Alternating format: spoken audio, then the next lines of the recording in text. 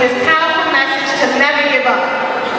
Through film, comedy, and dance, he has had the opportunity to reach and inspire over 500,000 young people. This presentation will inspire you to push yourself regardless of previous doubt or failure. Here to present Dream Song, please welcome the speaker for the Dreamer, Sean Derrick.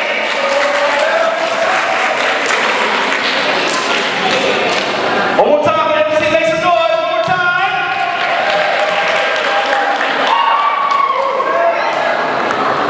My name is Sean Derrick, speaker for the Dreamer.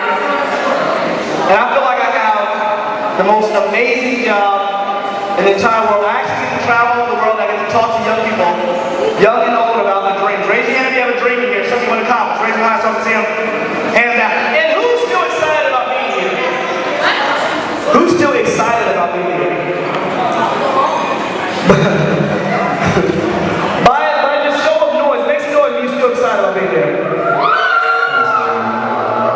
It's okay. So like, no, actually.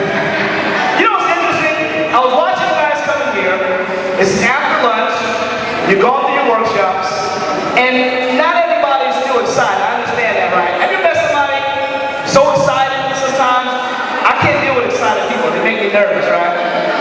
You try to be somebody excited, they're too excited, they can't even be your friend, right? You try to be nice, you're like, how you doing? Hi! Too much, right? I got a nephew like this, y'all. Have you ever seen little kids get excited? It's the funniest thing, right? My nephew's been doing this thing called the crunch. Have you seen kids when they get excited? He does this thing, he goes, have you ever seen that? It don't matter what, I can give him a graham cracker, right? That's how he gets excited. But when he started doing this for the first time, I didn't know what it was. I was like, he was like his gas, back up, I don't know what it is, right? He was getting ready to turn 5. Now 5 is a big deal for you know, his first big birthday, right? I thought I was going to be the best uncle in the world, and what I was going to do is I was going to throw him a surprise party. Here's the thing, you can't just throw a surprise party for somebody who gets excited like, you don't know what's going to happen, right? But I was going to try it anyway, right? So we're getting up, we're setting everything down, they said, Sean, where do you want me? I said, it's going to be real simple. I want you to hide behind the counter, all right? I want you behind the couch. He's going to walk in, we're going to jump up, and he's always wanted a puppy, right? So we had the puppy sitting right there on the shoe. The puppy's going to jump out the box like this, right? He's going to walk up, he's going to be surprised. It's going to be great, right? So we're setting up, right? Putting his favorite like heroes up, putting his favorite colors up, right? They're like, what do you want? I said, go over there, he's going to walk in, we're going to say, surprise, puppy, you go, it's going to be great, right? Here's the day of, y'all. Get out. Shut up. He gonna walk in.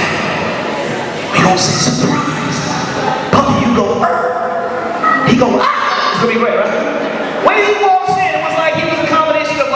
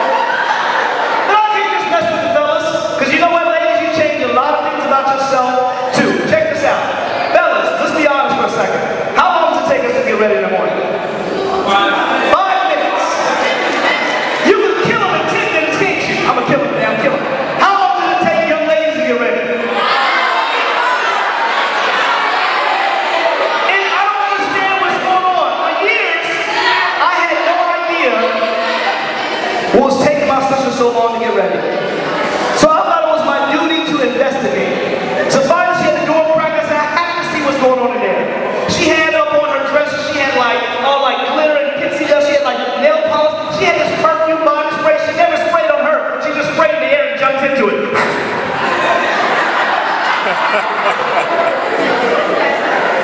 And after 3 hours of being in the bathroom, right, she came out like, I woke up like that. She's like, no you didn't.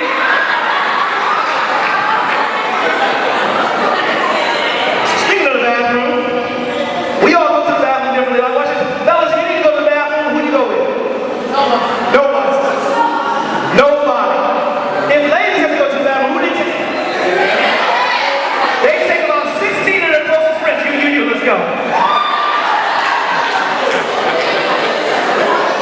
And the biggest difference is in the way we dance.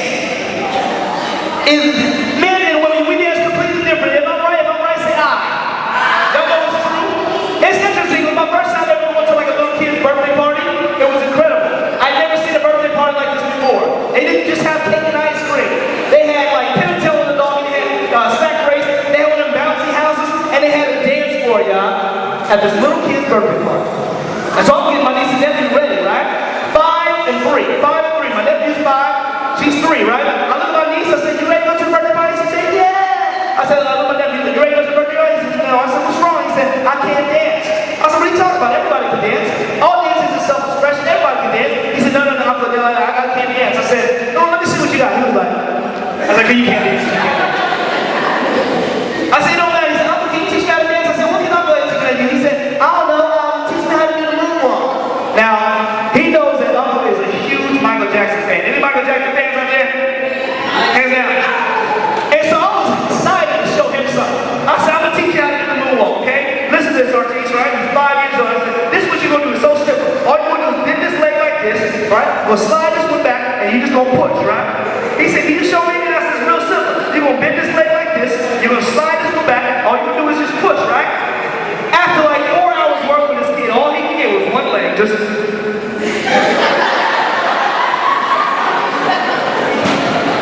But we had to head to the party. We finally got to the party because everything got magic, right? Had the bouncy hats, Alex had the Pt.2 doggy, had the sack race, right? And there it was, y'all. It was that dance floor I was telling you about. But here's the thing they didn't tell me they were going to have at this party. Was clowns. I didn't know I was afraid of clowns. Shut up. Have you ever seen a clown in person? Yeah. It's the scariest thing. I've never looked, man. You can't just walk up on me, okay? I don't know who you are. You dress like that, right? It was like I freaked out. Like I was walking, I was like, okay, you guys have a good time. My man standing right behind me, like, good time. I was like, he was a clown. He was bounced back. So I ran. Here's the music about to start, right? Everyone's getting ready to go to this dance floor. This is why I say men and women dance different. Ladies and guys dance different. Right? Here we go. We're about to start. I'm looking for my nephew because remember, I taught him how to do the moonwalk. So I'm like, I don't want to be going to kill it. I want to be going to kill it. What I should have been watching out for is my niece. Now, I had never seen her dance before, and I don't know who taught her how to dance. I know she hangs around a lot of adults, right? So the music started, right? And all her friends are pushing her like, come on, all right? So I'm shy. 3 years old. I'm shy. As soon as the music starts, she's like, I'm shy. I was like, wait a minute.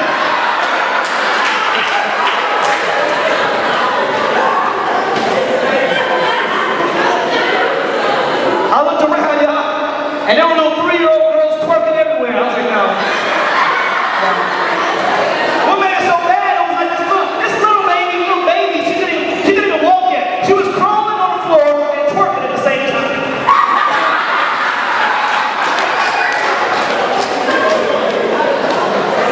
I looked for my nephew. Okay, get your sister, right? He's still in the corner trying to do that. What do you want? What's up? What? Hey, what? Nothing wrong with differences.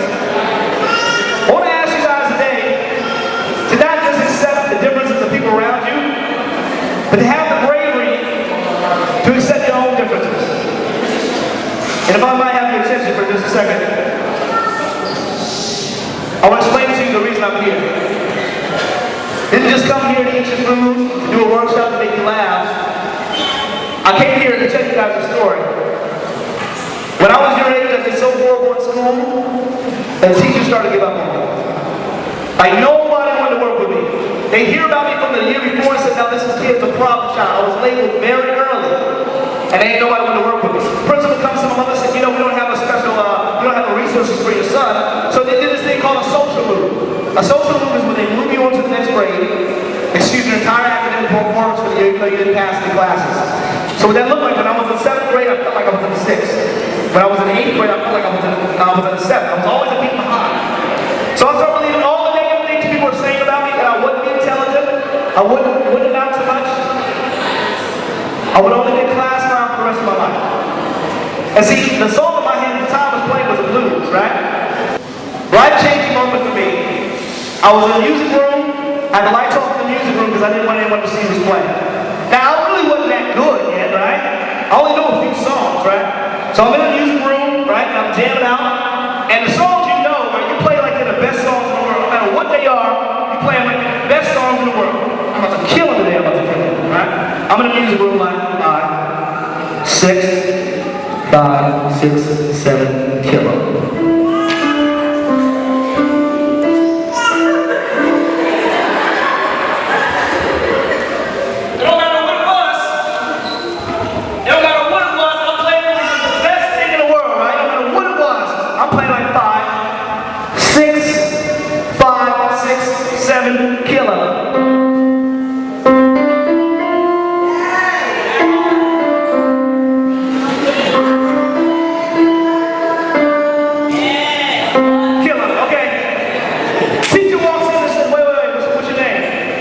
I thought I was in there with the music room by myself. I said, I'm sorry, I'm going to leave my name is Sean. He said, no. I said, sir, I know I'm supposed to be outside with other kids. He said, no. Who taught you how to play? I said, what do you mean? He said, who taught you how to play? You had to learn it from somewhere. I said, no, sir, I taught myself. He said, really? I said, yeah. He said, you sound incredible. Now listen up, guys. I know I wasn't Mozart, right? I was jamming out my little songs. I never heard anyone ever give me a compliment like that before. And it blew my mind. He said, mark my words, if you keep practicing, you're going to be an amazing performer one day. Now, why was that so hard for me to believe? Finishing sticks and stones may break my bones, but... Is that true? No. What's your name, man? Stand up, Jeff. Jeff, would you say you're taller than me? Would you say you're taller than me? Let's find out right now. Come here, Jeff. I'm just going to step off the stage. Sit down, Jeffrey. It's tall for no reason. Let's say Jeffrey and I get an altercation, right? He decides violence is the answer. Hits me in my arm, right? He hits me in my arm, no matter how hard Jeffrey hits me, it's going to bruise, right? 2 weeks, 3 weeks, then it's going to start to dissipate. Because the body is made to heal itself from physical attack. But what he says to me, or about me, that lasts a lot longer. Don't tell me words don't hurt. Everybody in here has been hurt by words. Cool thing about words, though, if words can hurt, they absolutely can help. My first neighbor had a compliment. He gave me a compliment. He said, mark my words, when you keep practicing, you're going to be an amazing performer one day. So my music teacher became my first mentor, came to my mother and said, listen, your son has a gift, but he has to do something called practice. Everybody say practice? Practice! I say practice? One of my first songs I ever learned was something called this.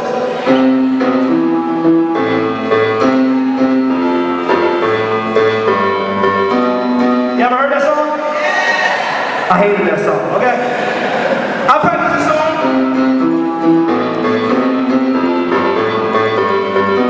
I said, Mom, why don't we keep practicing this song? She said, son, the music teacher said, if you keep practicing, you're going to be an amazing performer one day. I said, what do you mean? She said, son, whenever you practice, you become more of it. I don't get that. She said, look on TV right now. You see everything they have. You think that's by accident? I said, I don't know. She said, success doesn't happen on accident, it happens on purpose. Success doesn't happen on accident, it happens on purpose. You gotta keep practicing, right? So this is me.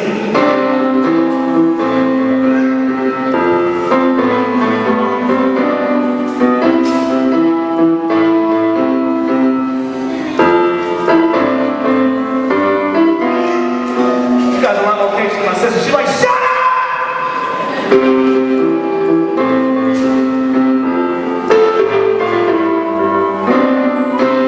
I get down on my door outside and play. She said, well, where you going? I said, Mom, you can hear me? I got through the whole song by myself. She said, I saw that. I said, okay, cool. She said, well, how do you think you did? I want to be great. She said, sit down, son, because whenever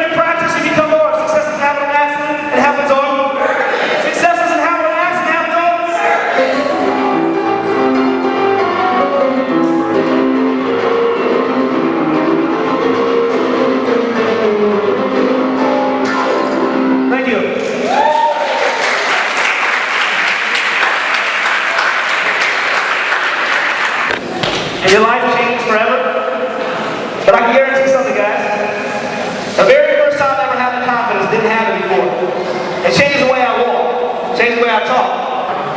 Imagine coming to a conference years ago. Young lady came to a conference, right? She sat out there where you guys are sitting right now. And there was a speaker on stage. He said, listen, you can do anything you put your mind to. Let's say she believed him. She goes off to college because she wants to study journalism, right? The first thing they tell her, when she gets down to the news station, they say, I don't know how to tell you this, but you don't really have a face for TV. Now, before I go on, I want to teach you guys a word that you've seen before, but probably not dissected. A word called convince. Everyone say convince? I know you can say it loud when I say convince. If you ever see the word convince written on a piece of paper, you'll notice that the first three letters of the word are C-O-N. Con. They try to convince her, trick her into believing that her talent wasn't good enough, her gift wasn't good enough, that she had to look a certain way. And she almost believed them too.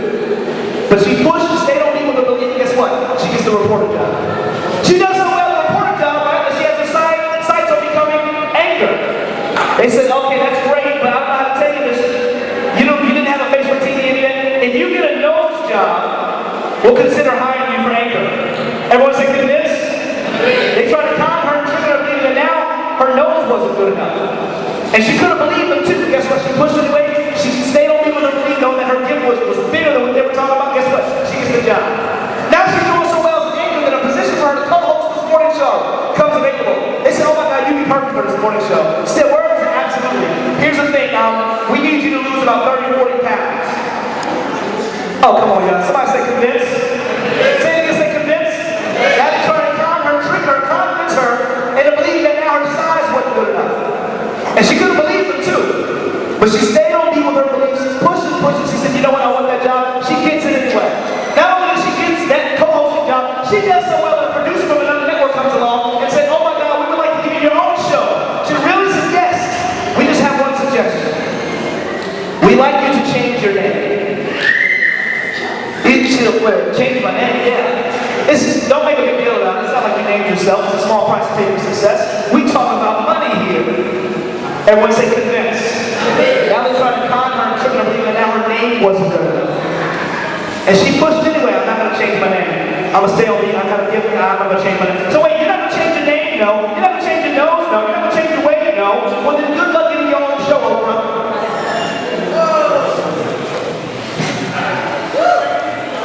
The biggest lesson that I learned around this age right here is if you don't decide who you are, someone decides for you.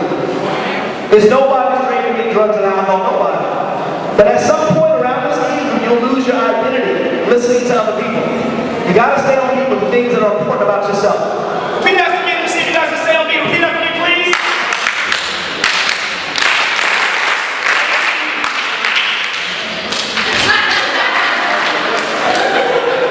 Wait for the clap.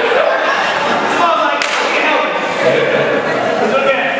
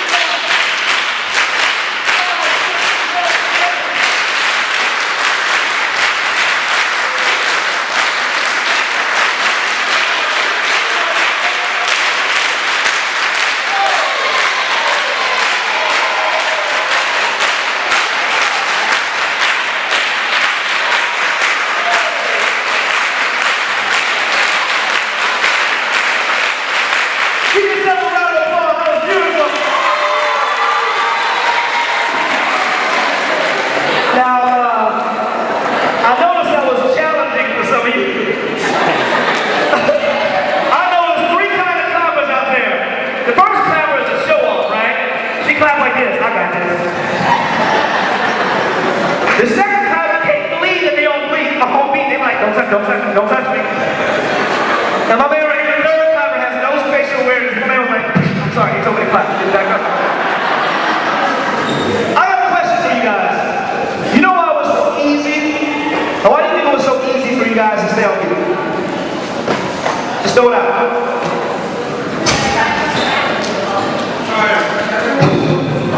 Say again? I heard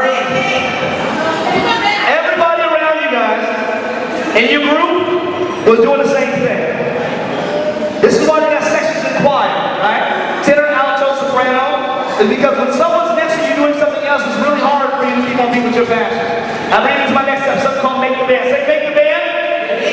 Say Make the Band. Long time ago, when I first started speaking, I was speaking in Brooklyn. There was a kid that had his feet up, just kicking it, had his earbuds and wouldn't listen. I called him on stage. His name was Ryan. I said, Ryan, can I ask you a question? He said, what's up? I said, Ryan, do you have any friends? He was like, I got friends. I said, who? I said, let me ask you a question, Ryan. Who would you say is the most intelligent in your friends group? He was like, yo, that's me. I said, okay. Who would you say is the best dressed in your friends group? Ryan was like, yo, that's me. I said, okay. Let me ask you this. Who would you say is the most well-spoken in your friends group? What did he say? Yo, that's me. I said, okay, let me ask you something. If you are the most intelligent, best dressed, most well-spoken person in your entire friends group, then what can you learn from them? He was just as quiet as you guys are. Young people, we pride ourselves on being a leader. There's nothing wrong with that. Remember, your circle represents where you be. Show me your friends and I can show you your future. Show me your friends, I can show you your future. Don't tell me how cool your boys are. Don't tell me how laid back your girls are. Let me know what they're doing with their life. And is it going to make you better or make you worse? That's the only thing I want to know. Last but not least, something called write the lyrics. Say write the lyrics. Stay with me. Say write the lyrics. I need a volunteer. I need a volunteer. A man in a stripe, can you come up? Yes.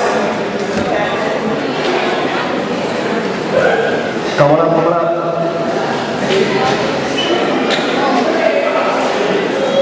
Come on up.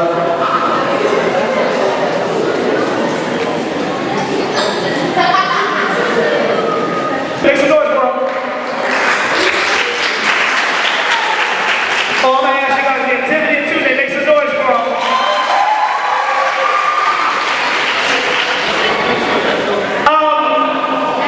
Has anyone ever read someone else's diary? Or awful? You ever read somebody's diary? It is the saddest thing. It starts off cool, right? It always starts off cool. It's like, right? I used to read my sister's diary. Every day I used to read the diary every day like the Bible, right? So I'm reading this diary. I'm like, first it's like, I met this boy in Devontae in Florida, right? Girl, you looked at me today. That's the whole page, right? You skip to like page 20, 25, right? She hates it. I hate this guy. She wants to die. She curses firstborn, whatever you have, you know. You know why? It's interesting. A lot of times we write down things we don't want to see. We call it expressive writing. You ask anybody in here, if they put a magnifying glass over an image, they'll tell you that it makes the image bigger. I say, no, it doesn't. It makes it appear bigger. You, young people, you and all you guys are magnifying glass, how you feel about something is what changes something. So I just want to know right now, what are some of the things that you guys are happy about right now? Just yelling out.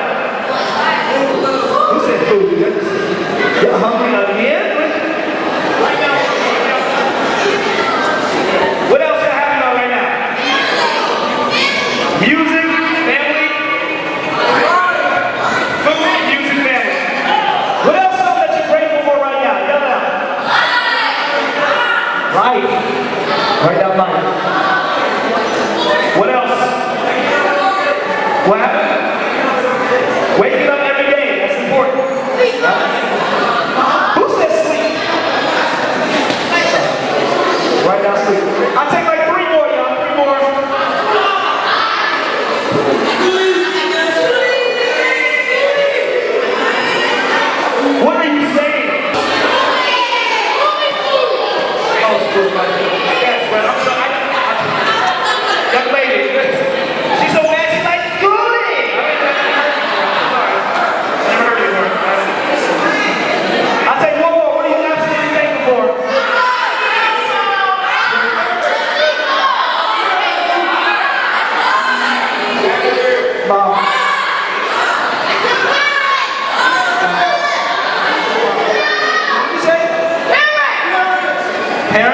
Okay. Right now, parents, you ready?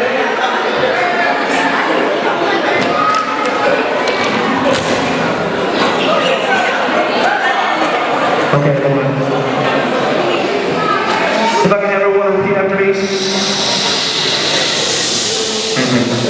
Anything? Stand on this side. Now listen, guys, you didn't know this about these two. You didn't know that I never told you. These two up here are very special. You didn't know that these two up here were spoken word artists. You didn't know because they didn't know either. What I'm going to do is I'm going to play some background music, and I want you guys to take your time. You're going to go back and forth and read each word as if it's a line to a song. Alright? Take your time. And here's the thing, I need you to feel it, okay? I need you to feel it. What I need you to do? No, listen up. I don't need you to feel it. I need you to feel it. What I need you to do? No. Man, no. I need you to feel it. Feel it. Okay. Alright. Make some noise for these two. Make some noise.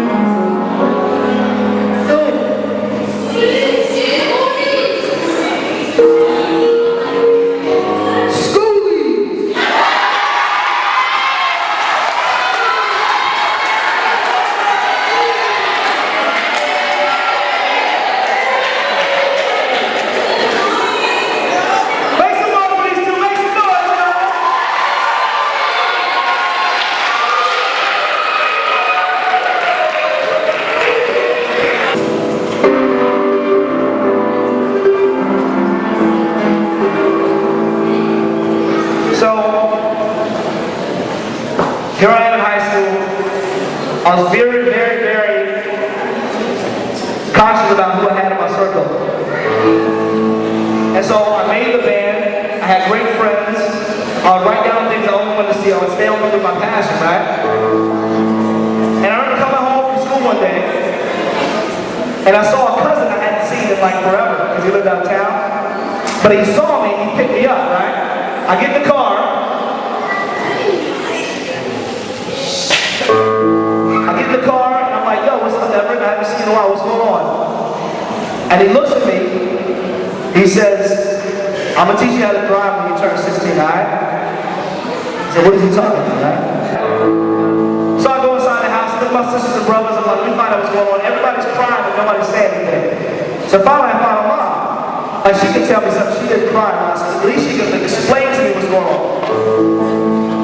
And it turns out, while I was in school doing everything I was supposed to do, to get good grades, finally understanding my passion, my father, who just said, I'll see you later, son, was not only passed away, but he was lying there on the floor. And they're waiting for the coroner to get me, right? So now he's one of my biggest fans, right, my father, and he's passed away. I'm so upset at this point that I dropped out. I dropped out of school, right? And if you knew me before, you might say, Sean, you didn't drop out. I saw you there every day. But listen, I was there, but I wasn't there. I could care less about school back then. My mom was trying to explain something to me, something I would not, actually understand as I got older. Because my grades were slipping. She said, Sean, she said, I know this is tough for you, but like, see, you don't understand this yet, like, the saddest thing in life is dying. We think that, we hear that all the time. What actually is more sad than dying is dying without having had a chance to live. Adults know this. This is why it's so hard on young people. Because they know if you're here with a beat in your heart, right, breath in your lungs, and you have a chance to make some beautiful music, some beautiful choices with your life. We don't want you to shorten that choice by making unhealthy decisions. And I don't really care what you did before you came in here, because I don't have anything to do with that. I don't care what happened before you walked to this auditorium to hear this speech. I just care what happens when this is going on. You ever been driving a car? Everybody in here has been driving a car before. Or in a car. Do you know right now, while the windshield of a car is a lot smaller, a lot bigger than the rear view mirror, if the windshield of a car is a lot bigger than the rear view mirror is because what's in front of you is a lot more important than what's behind you. And you focus most of your life looking in your rear view mirror on your past mistakes, you're going to crash that car.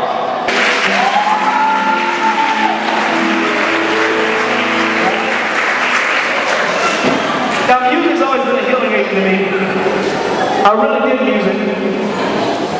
And the songs I grew up with a little bit different than the songs you guys grew up, right?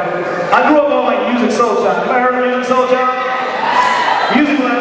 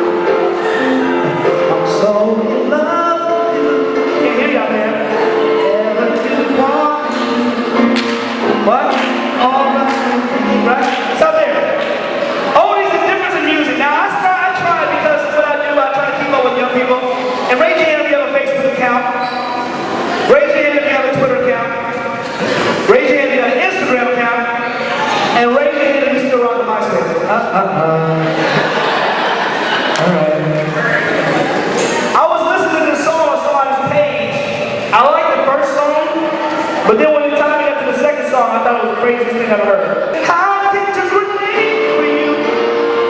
Run my hand. What? Young people, I'm in love before I will never catch a grenade for somebody. I mean, if I like you, you cute and all, I might catch a cold for you. I might. Then my man talks about, I run in front of a train. No, no.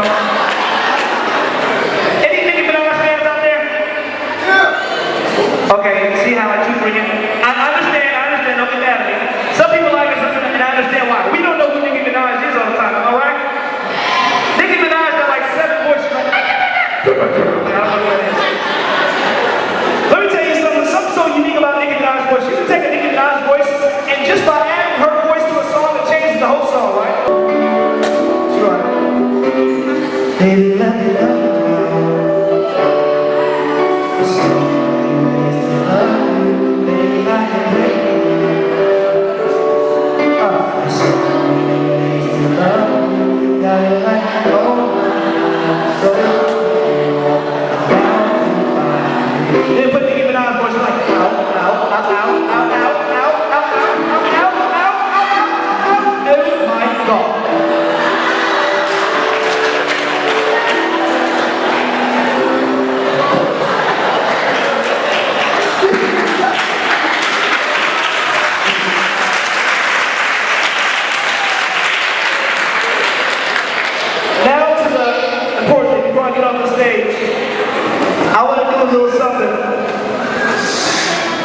That's going to require some bravery.